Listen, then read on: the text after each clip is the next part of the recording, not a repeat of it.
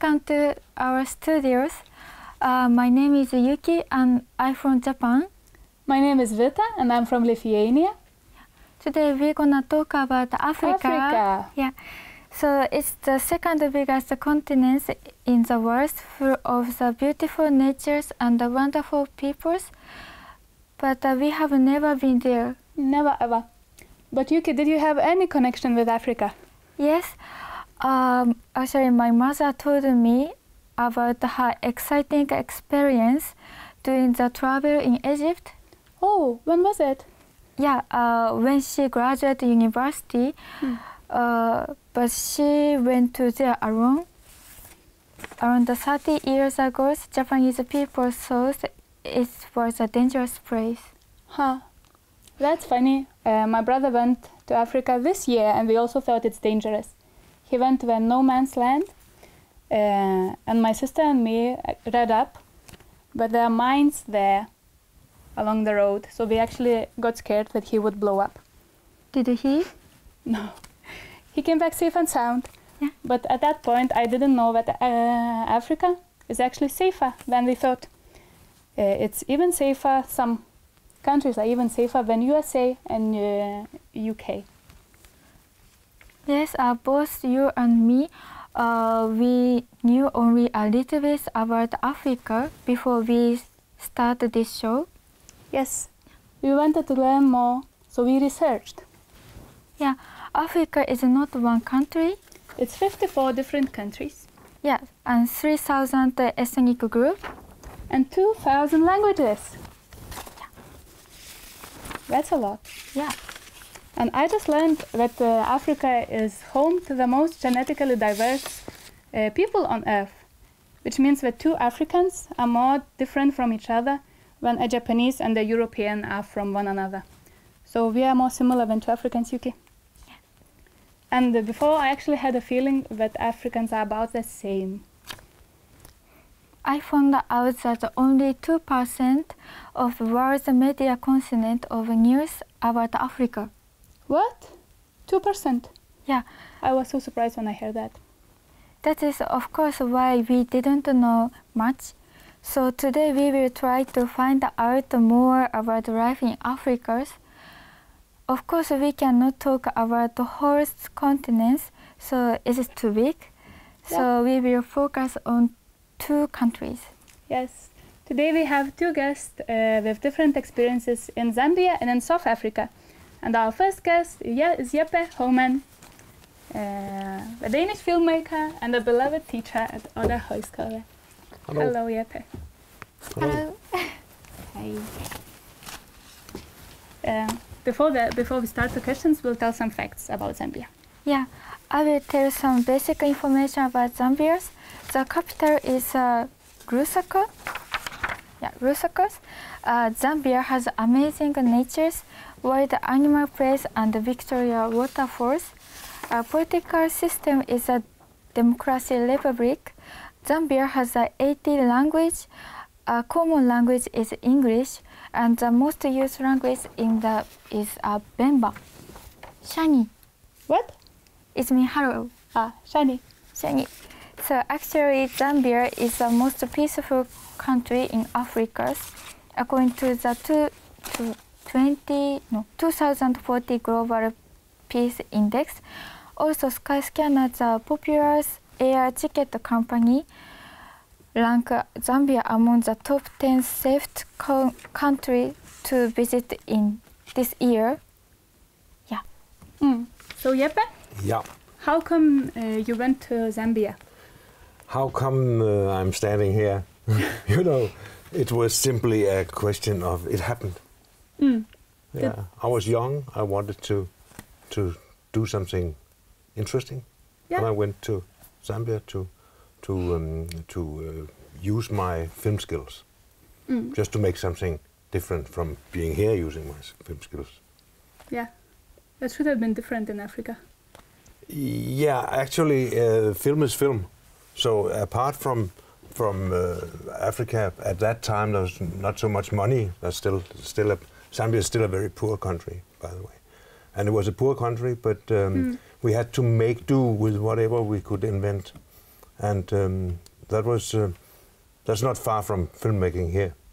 It was a project, a developing project made by the Finnish people from Finland. And they needed a cameraman, and they asked the Danish Ministry of Foreign Affairs if they had a cameraman. And they, for different reasons, they had my name, and they called me. I say, hey, do you want to go? Yes, I want to go. This was the first film school, right? Yeah, right. So was it hard, like, to get people? Yeah, of course. It was difficult, close to impossible. Okay. But everything is close to impossible until you go and fight for it. And I went there, and when I saw the setup, I just had to try to do what I could do at that time. The film school, or the project, I was supposed to make films and train these film people at the same time. And I was the only one who was able to make films.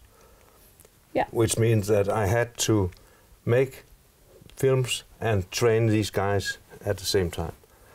And they, in the very beginning, they are here. They had no idea of working with film.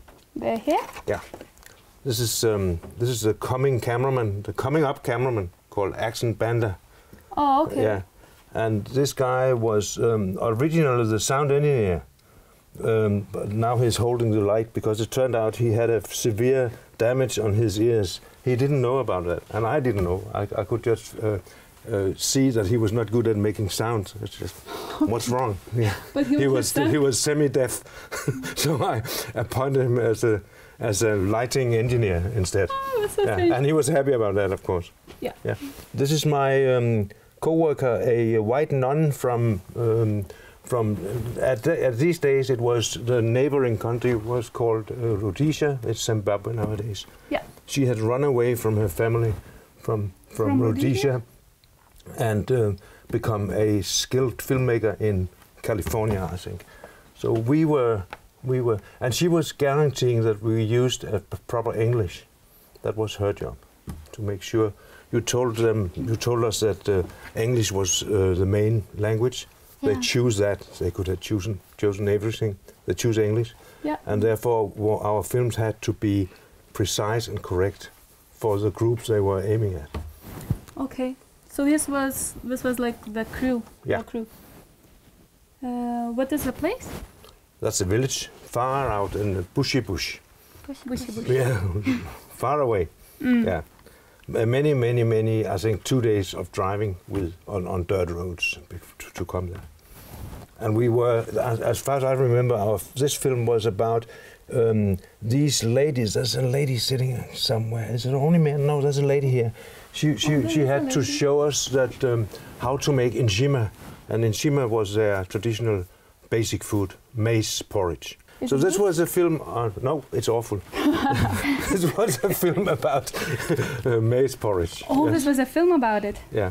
What kind of films did you make? That was a documentary. Yeah. But still with an element of English teaching and geography, history to teach the Zambians that they had just kicked the English people out. They were just got rid of their colonial power. So they had to find out that they were one country, one people, 80 languages. You told us that one. Yeah. But still, that they to help to create a feeling of being one unit. So that was one of the aims of our filmmaking.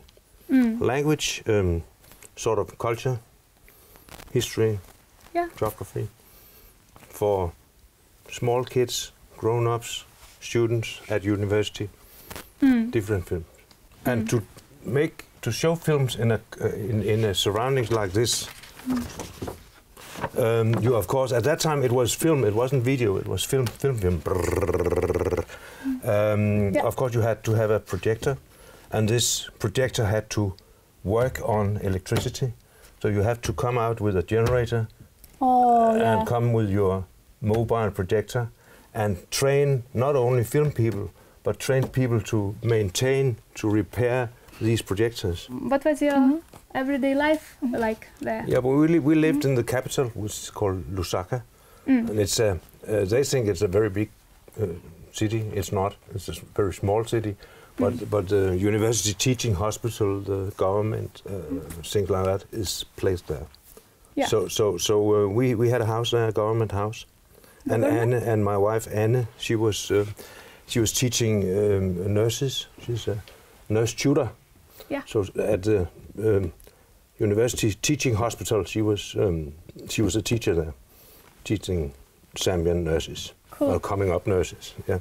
So you are teaching filmmakers, Yes. and he was teaching. Yeah. She was teaching nurses. They were called. They had stripes on their uniform, green stripes. So they were called. The students were called green zebras. That's cool. Yeah. So, could you explain about this mask? Oh yeah, Yeah. I can. I don't know if I can explain about it. It's to keep evil spirits away. But you two, you are still around, so it's not working, obviously. And I got it. You mentioned the Livingstone Falls, the waterfalls in the Zambezi River, one of the biggest waterfalls in the world. Yeah, on the border between, at that time, Rhodesia and Zambia. And I got it from a school teacher out there. I was simply filming on the falls and the wildlife down there. Nice. So he got it, and it was an old one belonging to his family. I've had it ever since, and no evil spirits in my home because I've got this. This one, that's of course a piano or whatever. And I don't call it. It's what? Ilifena call it a kalimba. A kalimba. Not sure if it's the Right. same. Yeah. It's not working this end. It's working this one. Yeah. I don't remember where I got it from, but I got it from somewhere when I was filming somebody. They are very generous people, so they are poor, but they will give you everything. So you have to be good at saying thank you, keep it yourself. Oh, okay. Yeah. So, did you bring a lot of stuff back? No, I'm not a collector. Okay. No. So, and I don't want to steal people's properties. I'm not that sort of tourist buying the tools out of the hands of people. But people need their tools, isn't it?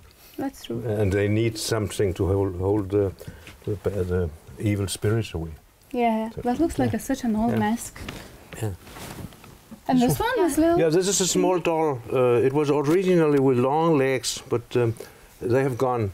So this is from a grandma to her grandchild. It's made in clay, and then it's burned in the cooking fire. Yeah. And if it was broken, okay, she will make a new one for you. Nice. Yeah, it's a nice It even one. has some. It's a dancer. I mentioned that. Yeah, it's a dancer. Yeah. But now it doesn't have dancing legs. No, so she'll have to look on. Yeah. Or maybe we'll buy her a wheelchair. She actually looks okay. Yeah. Like this. That's right. And this one, that's quite another thing, because that's nowadays. This is something like 40 years ago. Yeah. These two. I think you can if you look at the fashion of my trousers. Yeah, I saw that. And my hair is something sort of Beatles-like or something. Yeah. It's not now. But this is a few years ago. I went with my high school students to Ethiopia, which is just close to Egypt, where your brother was. My mother. Yeah. Mother? Your mother was, yeah. And what's interesting about that is that even if it's separated by 40 years, and it's separated by, have we got a map here?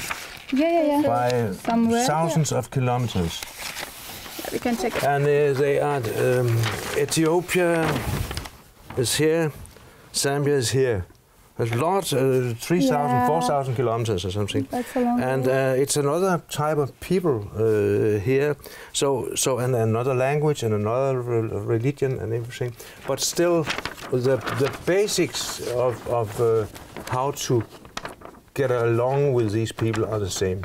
So I could just, 2 years ago, I could just walk out of the plane and feel comfortable in Ethiopia because of my experiences in Zambia 40 years ago. That's Cool. that's sort of interesting.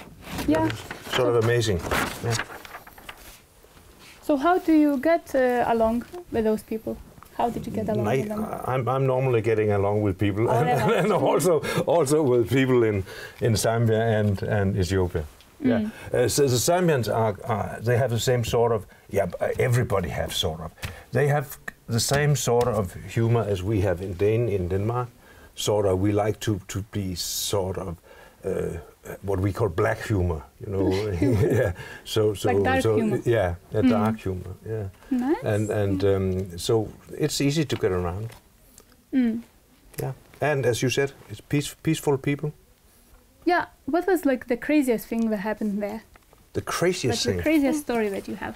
The craziest story, I suppose, was that at that time there was a war going on between Zambia and Zimbabwe, which was called Rhodesia, because they were trying to get rid of apartheid. At that time. Yeah. Yeah. Did they have it too in the We had in Zambia and South Zimbabwe? Africa. You can Yeah. ask the next one, Sutkin. You can ask her about apartheid. Yeah. But which is this separating?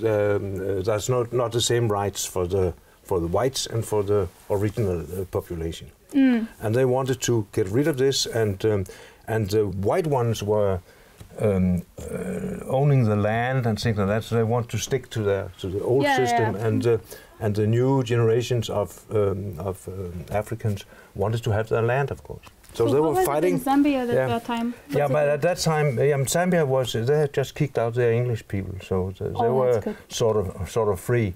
But all the soldiers fighting in Zimbabwe, they went up to Zambia when they wanted to have a rest from the fighting.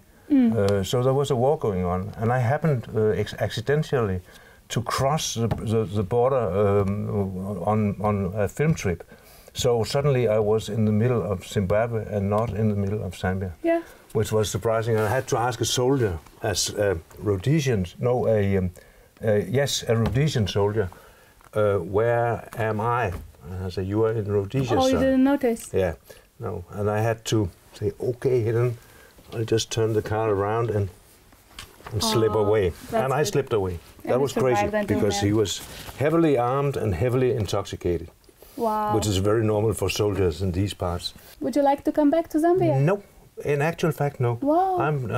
I was there once, and I was so disappointed because sort of nothing had happened since I was leaving Zambia. Oh, you came back? Yeah. So I was filming in here in the neighboring country here, making a film on clean water. Yeah. Got a prize, by the way. This film. Oh, nice. And then I went back via Zambia. And it's many years ago, but still, my desk was there. Nobody had touched it. It was so surprising. It's so disappointing that nothing happened really. When I left, everything. So I want to go anywhere else but Zambia. Zambia is in my head. All right. Yeah. Jeppe, thank you so much today. Welcome. Thanks. Tusen tack. Thanks. Yeah. Say tak. Yes. So our next guest is Sutki Corones from Beijing. She is a student at the Oda Voice course in Denmark. Actually, she stayed in South Africa for 6 months when she was 6 years old. Yeah. Hello. Hi. Hi. And we'll tell some facts about South Africa too. It's South Africa, the sovereignest country of Africa. Has 3 capitals. It is Cape Town, Bloemfontein, and Pretoria. Political system is parliamentary republic, and there are 11 official languages, most widely used Zulu and English. Nyagutanda. What's this? It means I love you. Nyakoranda too. Thank you, that's sweet. And I know what South Africans definitely love. It's Nelson Mandela. You probably heard about him. The first black president of South Africa in 1993, the year I was born actually. He got the Nobel Peace Prize for his work for the peaceful termination of the apartheid regime that Jeppe was telling us about, the system of racial segregation that existed in South Africa for more than 40 years. That's why South Africans call him a father of the nation. Yeah, Sutkin. Hi. Hello. So, why did you go to Africa? Actually, my mom had to go because she wanted to research deaf people who are separated. So they need to find their own way to have sign language with their family. And for that she had to go for like 6 months, and I was 6 years old and she didn't want to leave her family behind. So she decided to take us with her and that happened. So both your dad and you, yeah? Yes. And you lived there for 6 months? Yes, I lived for 6 months, and then the 7th month we actually didn't live there anymore, but we went on vacation. So we traveled around 5 other countries in South Africa. Nice. They've been very nice. Yeah, so did you go to school? Yeah, I went to, at the time I should go to 1st grade of primary school, but because there it's in English and I didn't speak English, I went to pre-primary school again, which is only till 12 o'clock a day. And there I learned English and had friends, and then I went home, and then my dad homeschooled me what I should learn in 1st grade of primary. Did you get along with the kids? Yeah, I got along really well. They were really excited to have students from somewhere else, from Belgium, and also it was just really nice for them to have a completely different person. They were also really sweet people. So that's so nice. What did you play together? Just actually, I think normal stuff children just play. At that age, you just make games up. So we played a lot, and we did a bit of everything. So actually, how did you like Africa Africa weather? I don't really have that much memories from the weather. The thing was, when we left here, it was the middle of winter, and then we came there. It was the middle of summer. So the first days there was lots of problems because it was so hot and we weren't used to it.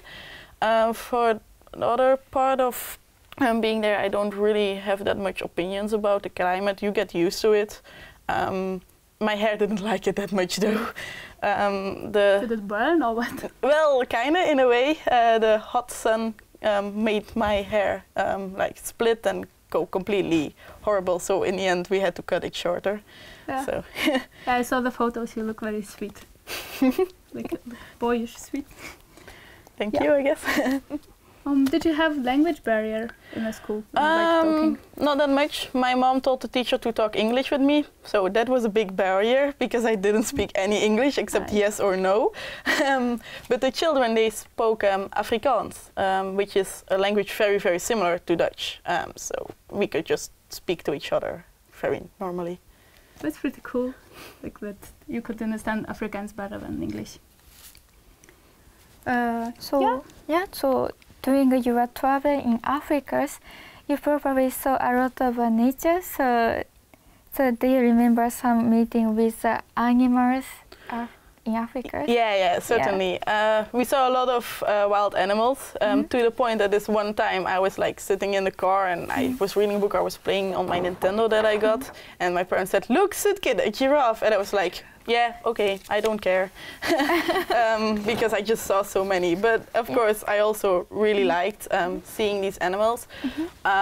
There was this one point also where we were in the Jeep. We had a Jeep on our last journey, and we were traveling down a road, and then suddenly at one point there were at one side were elephants, a lot of elephants, and the other side were lots of buffaloes, and it was really scary to go through them, because if they suddenly got scared or they would walk over, or you don't want to make these big animals really mad. Also I had elephants sometimes just going over the way, and then you just have to wait till they all pass there. But that's a dangerous situation, right? To be in a car surrounded by this huge animals. Yeah, that's actually pretty dangerous, because you would think in a car you're safe, but those animals don't really care about cars. They might as well turn over the car to see if there's something in it or anything. It's nice that you got out of it. Victoria Falls? Yeah. Have you seen those? Yeah, I've seen those. I was really happy to be there, because you have to be to imagine like being a 6-year-old girl and you're like all about rainbows, and I loved water. I've always loved water. So you come there and it's just like a dream come true, because there's like rainbows everywhere. I remember like seeing at least 6, probably more rainbows, and like this really big, enormous falls, and you're just like, wow, as a child. It was like so beautiful. I loved it. Wow. So actually, what is your biggest surprise or crazy thing in Africa? Lots of crazy stuff happened for me. Like I saw penguins in Cape Town, which was really weird for me. There were like these tiny penguins going everywhere, and I was like, whoa, we have penguins, but it's not a cold country. What are they doing here? And it's like a lot with the climate, because you expect Africa to be hot, but like this one time when it was like more getting winter, we were traveling from one point and it was like normal weather, a bit like fresh, but it was normal. And then we just like rode for a long time, and then suddenly snow appeared around our car, and we're like just traveling through snow to this point that was like really slippery. Like ways, and we had to like stop because there was an accident, and I actually had a snowball fight with my parents there. And it was really crazy for me. It was so fun. Yeah, I can't imagine snow in Africa. Yeah, it's nice. Living there in Africa must have been like a big experience, right? What did you learn there? Well, from the living part, I didn't learn much, except like just that more Afrikaans. I really learned a lot of Afrikaans. But the traveling part really taught me a lot, and especially when we went away on weekends. And the most important lesson I got from South Africa, or like just Africa in general, is one that I only realized like years later. And we went to this township, which is just a town of really, really poor people. And if you go there, it just looks like everything they have is taken from a garbage belt somewhere nearby. Which is probably the case. And we went with a guide, and the guide was really surprised when my mom let me go with some kids that were there. Were really impressed because, oh, a white kid, a white rich kid, we can play with her. So my mom let me go, and this one kid, she just took me by the hand and she showed me around her township. And she was proud. She just showed me around, and she had this really proud smile on her face to be showing all that she had to a white, rich kid from somewhere else. And it's really important to me because she was proud. She was not ashamed. She was completely proud, even though probably all the clothes that I wore were worth more than anything she had. Yeah. And that's really taught me something, because now I have friends over here like, oh, I need the newest iPhone. I'm gonna throw my iPhone down the stairs. And these people have nothing, and they're so happy, and they're so happy to be friends with you and just show you what they have and still share. And I just feel like we should appreciate more what we have, and that's something that I really learned from being there. That's amazing. Yeah. Would you like to come back to South Africa? Certainly. Actually, we were talking, me and my parents, about going back last year, but it never happened because it was too difficult with my school and my father's job.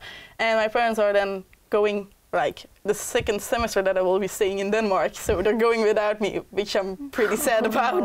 But yeah, I'm here, so that's also fun. Really nice. How long are they staying? 3 months. Without me.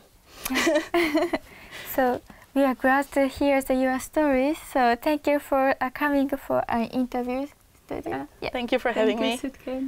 See ya. Yeah, so we'd like to thank Yapper and Suskin for coming and share their stories. So by the way, have you learned something new, Vita? I learned that there's snow. Now I know there's snow. I actually learned that Zambia is poor. Like I know it's poor, but I didn't know how much. Yeah, and some stories. But it's just like the surface of Africa. It's really nice to hear that. Now I really want to guess theirs and experience it myself. Yeah, I would love to go there too. So maybe next time when we are with you, we'll bring our own photos. Bye bye.